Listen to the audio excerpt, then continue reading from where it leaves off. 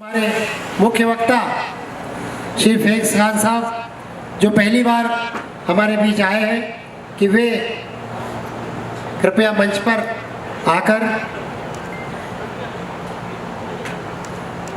अपना उद्बोधन देंगे।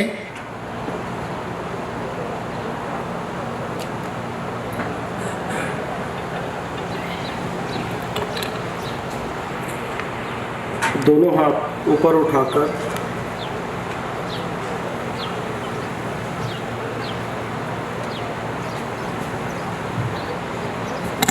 दोनों हाथ ऊपर उठा के माँ शब्द का उच्चारण करेंगे। माँ माँ लगा है, सबको बोलना है। माँ माँ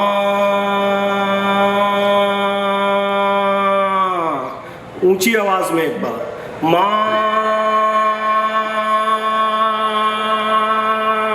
बोलिए गौ माता की, बोलिए गंगा माता की, बोलिए गीता माता की, बोलिए गायत्री माता की, बोलिए धरती माता की, बोलिए अम्बे माता की, बोलिए भवानी माता की, बोलिए धरती माता की, बोलो नर्मदा मैया की।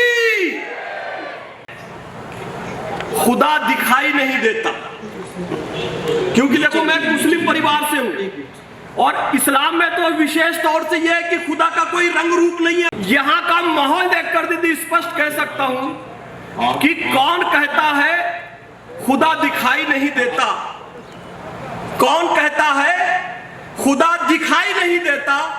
कोई यहां आकर देखे खुदा के सिवा कुछ भी दिखाई नहीं देता। यह सनातन का मूल है कि हमें सेवा करनी है, सौदा नहीं करना है। सनातन का मूल क्या है? सेवा है। और मैंने धर्मशास्त्र का अध्ययन किया है, थियोलॉजी की स्टडी की है और दीदी मैं दावे के साथ कह सकता हूं कि जीवे जीवे शिव स्वरूपम सदा भावयतु सेवायाम। जीव जीव में शिव मानकर सेवा करने का भाव है तो केवल सत्य सनातन धर्म में ही है। और यह कहीं सुनी बात नहीं है। दुनिया की दूसरी पंथ परंपराओं को अगर आप देखें तो सेवा के बदले उसके मन में यह भाव होता है कि यह अपनी पूजा पद्धति को छोड़कर मेरी पूजा पद्धति को अपना ले। मैं उसे अगर एक बोरी चावल भी दूं तो उसके बदले मेरा स्वार्थ है कि वो मेरी पूजा पद्धति में आ जाए। मैं उसे शिक्षा दूं, मैं उसे चिकित्सा दूं और भाव ये है कि वो अपनी पूजा पद्धति को छोड़कर मेरी पूजा पद्धति अपना ले। तो ये सेवा नहीं, सौदा होता है, ये व्यवसाय होता है, ये व्यापार होता है। इसे सेवा नहीं कह सकते। किंतु नर में नारायण को देख लेना, ये विशुद्ध सेवा का भाव होता है जो बावरा जी महाराज की प्रेरणा से आज पूज्य ज्ञानेश्वरी दीदी यहां पर कर रही है।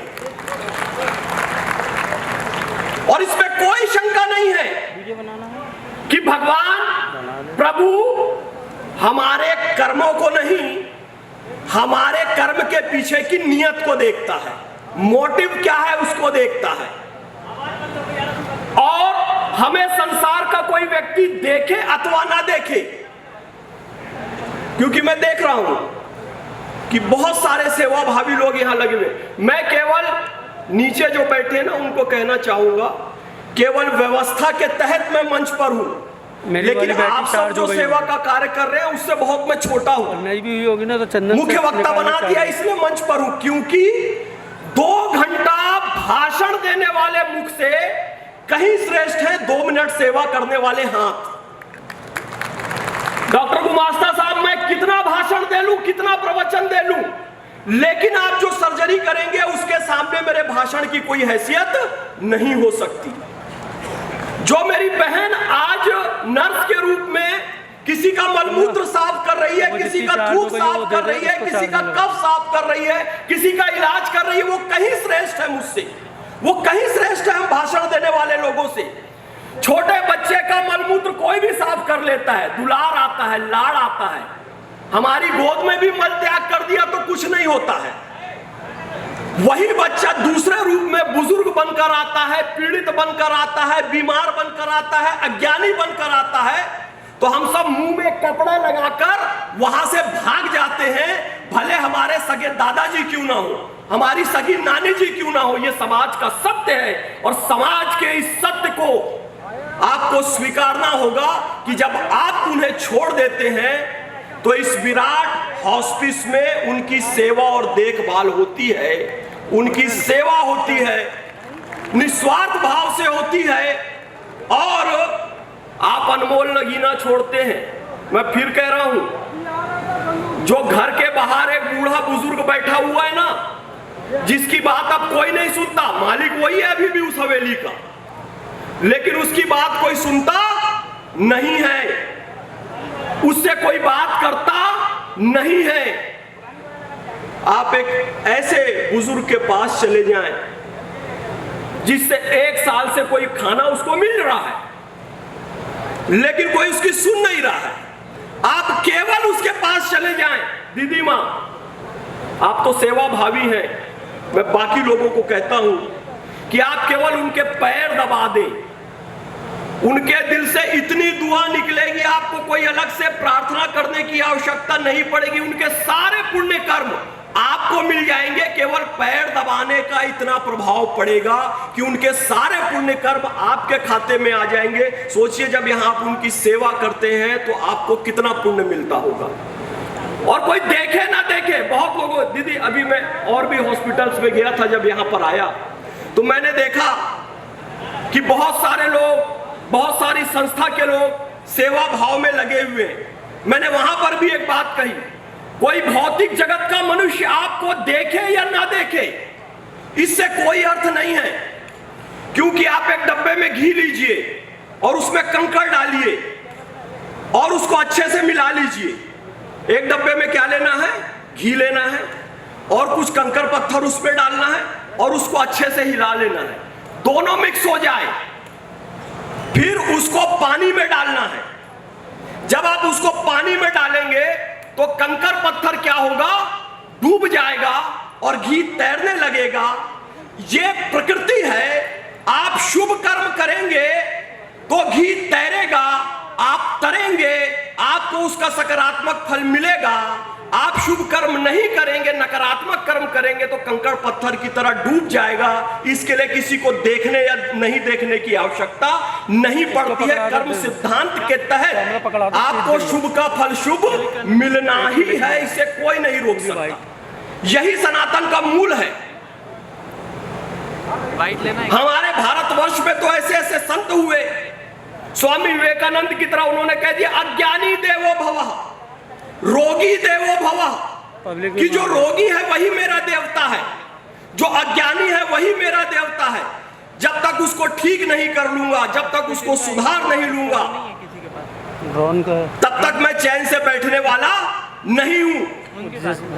हमने जीवे जीवे शिव स्वरूपम के अंतर्गत गौ माता में भगवान को देखा और श्वान में भी भगवान को देखा। सनातन की यही शिक्षा है कि पहली रोटी गाय की, आखिरी रोटी कुत्ते की। हम भोजन करने से पहले चींटी को भी मीठा डाल देते हैं और पंछी को भी दाना डाल देते हैं, और हमारे मन में ये भावना नहीं रहती कि ऐ पंछी तू अपनी पूजा पद्धति छोड़ दे और मेरी पूजा पद्धति में आ जा, तू जैसे चहचहाती है वैसे ही चहचहाते रहे, केवल मेरा दाना स्वीकार कर ले, केवल मेरी सेवा स्वीकार कर ले। रुचिनाम वैचित्र्या द्विजकुटला नाम पतुजुषाम नृणामे को गम्यस्तमसि पैसमर्णव इव। जिस प्रकार भिन्न भिन्न नदियां भिन्न भिन्न मार्ग से होती हुई अंततः जाकर महासागर में मिल जाती हैं, उसी तरीके से भिन्न भिन्न पंथ, धर्म, समुदाय, संप्रदाय भी अंततः जाकर ईश्वर से मिल जाते हैं। ईश्वर से मिलने का सबसे बड़ा माध्यम सेवा है, सेवा के सिवा और कोई माध्यम नहीं है। इसलिए हम डॉक्टर्स को,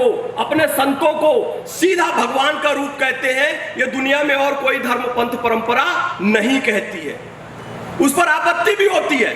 लेकिन दीदी हम किसी दूसरे की सेवा कर ही नहीं सकते, टेक्निकली हम किसी दूसरे की सेवा कर ही नहीं सकते। हम किसी की भी सेवा कर रहे हैं तो वो किसकी सेवा कर रहे हैं, किसकी सेवा कर रहे हैं, खुद की। हमारे अंदर ही वो जीव, वो परमात्मा है उसके अंदर ही वो परमात्मा है। इसलिए इस भाव को कहा अद्वैत का भाव। हम किसी दूसरे की सेवा कैसे करेंगे? ईश्वर अंश जीव अविनाशी, ब्रह्म सत्य जगत मिथ्या, जीवो ब्रह्म है व ना परा। आत्मा परमात्मा में कोई अंतर नहीं, जीव और ब्रह्म में कोई अंतर नहीं है। तो हम जो सामने वाले की सेवा कर रहे हैं, दरअसल हम अपनी ही सेवा कर रहे हैं। हम सामने वाले को यदि बद्दुआ दे रहे हैं तो हम अपने लिए ही गड्ढा खोद रहे हैं। यह सनातन का भाव है। दो है, दुआ करने से दोहरा लाभ होता है, सेवा करने से दोहरा लाभ होता है। जिसके लिए दुआ करोगे उसका भी लाभ होगा, जिसकी सेवा करोगे उसका भी लाभ होगा, और हमारा भी लाभ होगा, दोनों का होता है। लेकिन आप बद्दुआ करेंगे, किसी के लिए नकारात्मक सोचेंगे कि उसका सर फूट जाए, उसको चोट लग जाए, तो केवल एक को नुकसान होगा। किसको होगा पता है? हमें स्वयं को होगा, उसको नहीं होगा। तो खेल ऐसा खेलो कि दोनों को लाभ हो।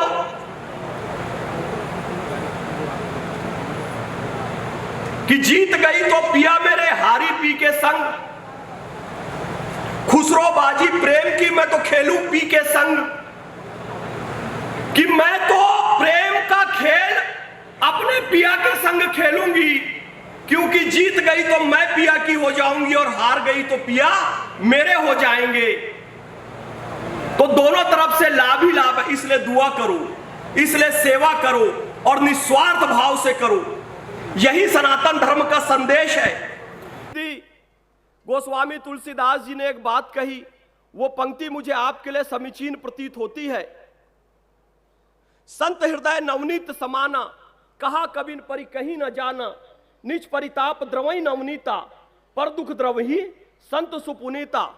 गुमास्ता साहब, जिस प्रकार से मक्खन थोड़े से ताप से पिघलने लगता है, थोड़ा सा ताप देखकर, उसी तरीके से संत का हृदय दूसरे के कष्ट को देखकर पिघलने लगता है और वो उसकी सेवा करने लगता है।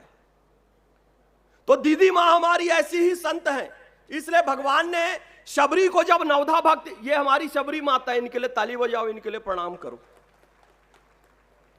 गुमास्ता साहब, जब भगवान ने शबरी को नवधा भक्ति का आशीर्वाद दिया तो पहली भक्ति, प्रथम भक्ति संतन कर संगा कहा।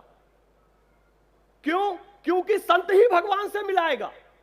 प्रथम भक्ति संतन कर संगा, दूसरी रतिमम कथा प्रसंगा, फिर तीसरी भक्ति का गुरु पद पंकज सेवा, तीसरी भक्ति अमान, चौथी भक्ति मम गुणगण करई कपट तजिगान, मंत्र जाप मम दृढ़ विश्वासा, पंचम भजन सो वेद प्रकाशा, छठ दमशील बिरति बहुकर्मा, निरत निरंतर सज्जन धर्मा, सातों सम्मोही मैं जग देखा, मोते संत अधिक करी लेखा, आठों जथा लाभ संतोषा, सपनेहु नहीं देखई परदोषा, नवम सरल सब सन छलीना, मम भरोसी हरस नदीना, नवमहु एकहु जिनके होई, नारी पुरुष से चराचर कोई, सो अतिशय प्रिय भामनी मोरे, सकल प्रकार भक्ति द्रुण तोरे, जोगी वृंद दुर्लभ गति जोई, सो कहीं आज सुलभ भई सोई। दीदी, जो बड़े बड़े योगियों को गति दुर्लभ होती है, वो गति आपको मिल गई, क्योंकि आप भी खूंटा गाड़ कर बैठ गई। लोग कहते रहे कि अरे भगवा वस्त्र वाले क्या होते हैं, ये तो पाखंड करते हैं, बेवकूफ बनाते हैं, ये तो ऐसे ही हैं। कोई यहां पर आकर देख ले कि एक भगवा वस्त्र वाली हमारी दीदी बैठ जाती है तो कितना बड़ा सेवा का केंद्र खोल देती है। ये सारे संसार के लिए उदाहरण है। और यहां पर आप सब अपनी सेवा दीजिए। यहां जनप्रतिनिधि गण बैठे हुए हैं, यहां मंत्रीगण बैठे हुए हैं, यहां सांसद गण बैठे हुए हैं, यहां कलेक्टर महोदय बैठे हुए हैं। मैं मोहम्मद फैज खान आपके चरणों में झुककर प्रणाम करते हुए, दीदी सुमित्रा दीदी भी बैठी है, दीदी भैया, आशीष भैया, राकेश भैया, मैं आप सबके चरणों में नमन करके कहता हूं कि इस पवित्र सेवा संस्थान में आपने जुड़कर अपना सहयोग देकर अपने कई जन्मों को सुधार लिया है भैया, कई जन्मों को सुधार लिया है आप लोगों ने। और आप देखो भैया, हम बोल सकते हैं, हमारे पास आर्थिक रूप से कुछ नहीं है जेब में, ना राजनीतिक शक्ति है, लेकिन आप लोगों के पास राजनीतिक शक्ति भी है, आप लोगों के पास आर्थिक शक्ति भी है, कलेक्टर साहब के पास एडमिनिस्ट्रेटिव पावर भी है।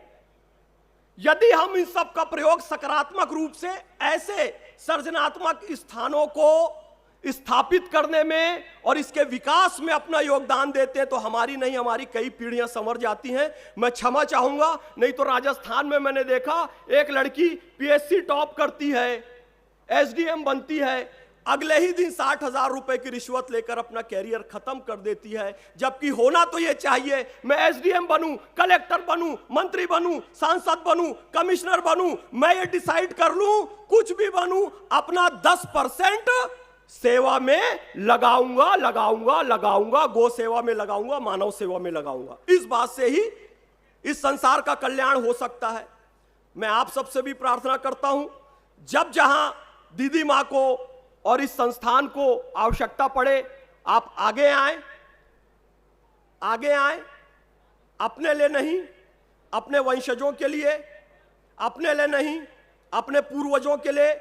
आपके पूर्वज प्रसन्न होंगे, आपके वंशज प्रसन्न होंगे जब वो देखेंगे कि देश की स्वतंत्रता के आंदोलन में हमारे पूर्वजों का योगदान रहा, तो हम प्रसन्न होते हैं। आने वाली पीढ़ियां प्रसन्न होगी कि इतने सुंदर सेवा संस्थान में हमारे पूर्वजों का भी योगदान रहा, तो वो भी प्रसन्न होंगे। जब मृत्यु अवश्यम भावी है तो 4 दिन और अधिक जीकर कीट पतंगों की तरह मरने से श्रेयस्कर है कि उचित अवसर आने पर वीरों की तरह अपने प्राणों का बलिदान कर देना चाहिए। धन की 3 गति है, स्वयं पर उपभोग करो, पूरी जिंदगी फटी हुई बनियान और टूटी हुई चप्पल में गुजार ली। इसलिए नहीं गुजारी कि त्यागी हैं, इसलिए गुजारी कि कंजूस हैं। ऐसे भी लोग हैं। खुद पे उपभोग नहीं किया तो दूसरी गति है दान करो, ताकि आने वाली पीढ़ियां तर जाएं, लोगों की सेवा। और तीसरी गति है नष्ट होगा धन। खुद पे भी उपभोग नहीं करोगे, दान भी नहीं करोगे तो नष्ट होगा धन। तो सर्वश्रेष्ठ इसलिए क्या कहा गया? दान को कहा गया। कोई देखे ना देखे, हमें दान का भाव रखना है। गौ माता के संदर्भ में एक छोटी सी बात कहकर अपनी वाणी को विराम दूंगा। आदरणीय गुमास्ता जी, क्योंकि मुझे मुख्य वक्ता के रूप में बुलाया गया था और सर्वप्रथम मुझे ही बुला लिया गया, तो मैं अपनी भूमिका को बखूबी निभा रहा हूं। गौ माता में पंचगव्य है। मैं गौ सेवक हूं मूल रूप से, और प्रतिदिन जो लोग टेलीविजन चैनल शाम 5 बजे का डिबेट देखते हैं, मुझे देखते भी होंगे। साहब, मैंने लेह से कन्याकुमारी, कन्याकुमारी से वैष्णो देवी 15,000 किलोमीटर पदयात्रा की है। इस देश में कहीं भी भाषा का विवाद नहीं है, इस देश में कहीं भी जाति की समस्या नहीं है, इस देश में कहीं भी सेवा भाव की कमी नहीं है। जो आप टेलीविजन चैनल पर देखते हैं वो सब फ्रेम्ड होता है, वो कुछ पॉलिटिकल पार्टीज के द्वारा होता है। आम जनता में कोई भेदभाव नहीं है। मैं पैदल पूरे देश की परिक्रमा करके आपको बता रहा हूं। तमिलनाडु भी गया हूं, केरल भी गया हूं, कर्नाटक भी गया हूं। गौ माता के पंचगव्य हैं, दूध, दही, घी, गोबर, गोमूत्र, शुद्ध देसी गौ माता। गौ माता की भी यहां पर सेवा होती है। हमारे शरीर का जो पृथ्वी तत्व है वो गौ माता के गोबर से शुद्ध होता है, जो जल तत्व है गौ माता के मूत्र से शुद्ध होता है, जो अग्नि तत्व है वो गौ माता के घी से शुद्ध होता है, जो वायु तत्व है वो गौ माता के दही से शुद्ध होता है, जो आकाश तत्व है वो गौ माता के दूध से शुद्ध होता है। पंचगव्य पंच तत्व के आधार पर यहां पर सारे कक्ष बने हुए हैं। सनातन में 16 संस्कार बताए गए। गर्भधारण, पुंसवन, सीमांतोनयन, जात कर्म, नामकरण, निष्क्रमण, अन्नप्राशन, चूड़ा कर्म, कर्ण वेदन, विद्यारंभ, वेदारंभ, उपनयन, केशांत, समावर्तन, विवाह और अंत्येष्टि, ये सब के सब गौ माता के पंचगव्य से ही हो सकते हैं। गौ माता का दूध, दही, घी, गोबर, गोमूत्र। योगेश्वर भगवान श्री कृष्ण के चरणों में नमन करते हुए, चाहे कुछ भी हो जाए, अपनी धर्म पंथ परंपरा को नहीं छोड़ना। जब तक सनातन धर्म का आधार है तब तक इस विश्व में शांति है। पूरे विश्व में खून की होली चल रही है। सनातन के आधार ने ही विश्व को शांति दी हुई है। बहुत सारे लोभ आएंगे, प्रपंच आएंगे, उसके चक्कर में पड़ना नहीं। आपकी सारी स्वतंत्रता, और माताओं बहनों को विशेष कह रहा हूं, सारी स्वतंत्रता सनातन धर्म के आधार पर ही टिकी हुई है। नहीं तो दुनिया को देख लो, आप दुनिया में क्या हो रहा है। आप जब चाहे तब जो चाहे वस्त्र धारण कर सकते हैं, जहां चाहे जा सकते हैं, घूम फिर सकते हैं। किसके कारण? सत्य सनातन धर्म के कारण। इसमें ताली बजाइए, इसमें जोर से ताली बजा लो। मैं कह रहा हूं यदा यदा ही धर्मस्य ग्लानिर्भवति भारत अभ्युत्थानम धर्मस्य तदात्मानं सृजाम्यहम् परित्राणाय साधूनां विनाशाय च दुष्कृताम धर्म संस्थापनार्थाय संभवामि युगे युगे। जब जब होई धर्म की हानि बाढ़ी असुरधम अभिमानी तब तब प्रभु दर विविध शरीरा हर ही कृपा निधि सज्जन पीरा। प्रभु कहे रूप धारण करके हमारी ज्ञानेश्वरी दीदी माँ आई हैं। हम भगवत भगवती स्वरूप जानकर इनके चरणों में प्रणाम करते हैं, नमन करते हैं। दीदी माँ मेरी जब भी जहाँ भी आपको ज़रूरत होगी मैं अवश्य यहाँ पर आऊँगा। सबकी नसों में पूर्वजों का पुण्य रक्त प्रवाह हो, गुणशील साहस बल तथा सब में भरा उत्साह हो, सबके हृदय में सर्वदा संवेदना की दाह हो। तुमको हमारी चाह हो, हमको तुम्हारी चाह हो। बहुत बहुत धन्यवाद।